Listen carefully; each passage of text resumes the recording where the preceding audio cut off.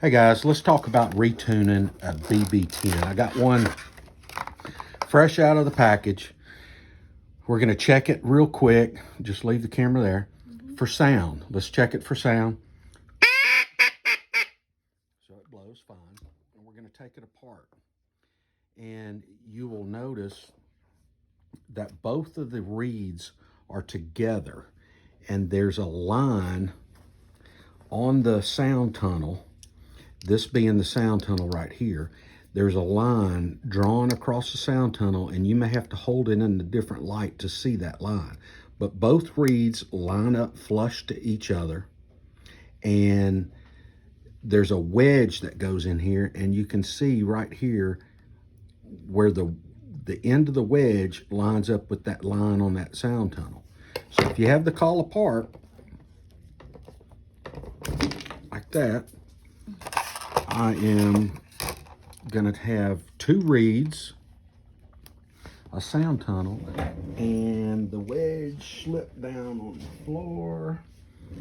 Let me see if I can find it. Just hold what you got right there. There it is. All right, now I'm coming back. So we have the small exhaust barrel, the sound tunnel, two reeds, and a wedge. We're going to take both reeds, line them up together with the dimpled reed on top. And as you can see, they're staggered right now. So I'm holding them between my thumb and index finger.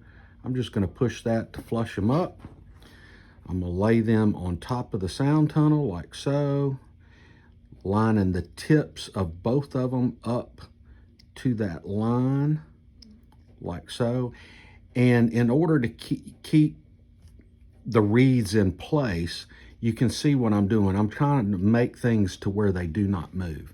If you'll notice on the backside, your reeds may be of different lengths on the backside, on the bottom, but that does not matter in the tuning of this call. So don't be worried about that.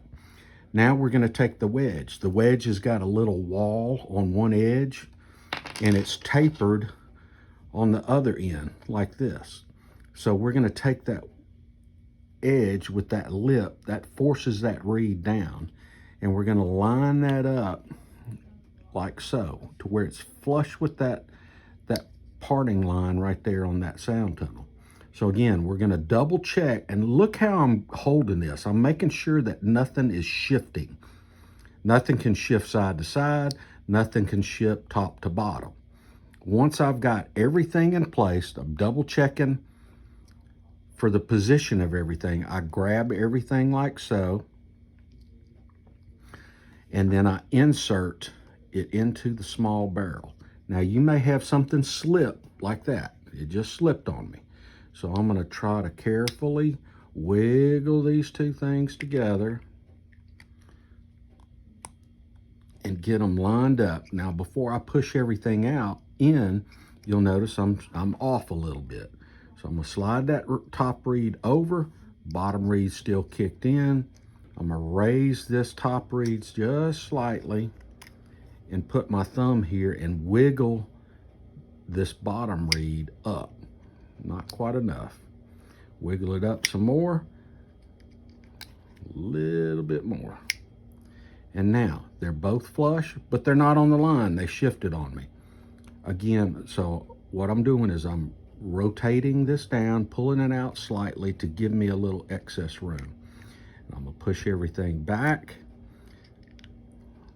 a little bit more, and just a little bit goes a long way. So once I got them lined up to the line, again, I'm putting some torque on this thing to try to push it, line everything up. You notice now I've got the wedge off a little bit. So I'm going to take my thumb and slightly push and line that up. That's lined up. The tips of the reeds are lined up. Now I'm going to put my trigger finger underneath the sound tunnel, my thumb on top of the reeds so they don't move, and I'm going to give it a slight twist and push in to where everything tightens up like that. Cap it off, and now for the sound check. We're back where we started from, and that's all there is to it.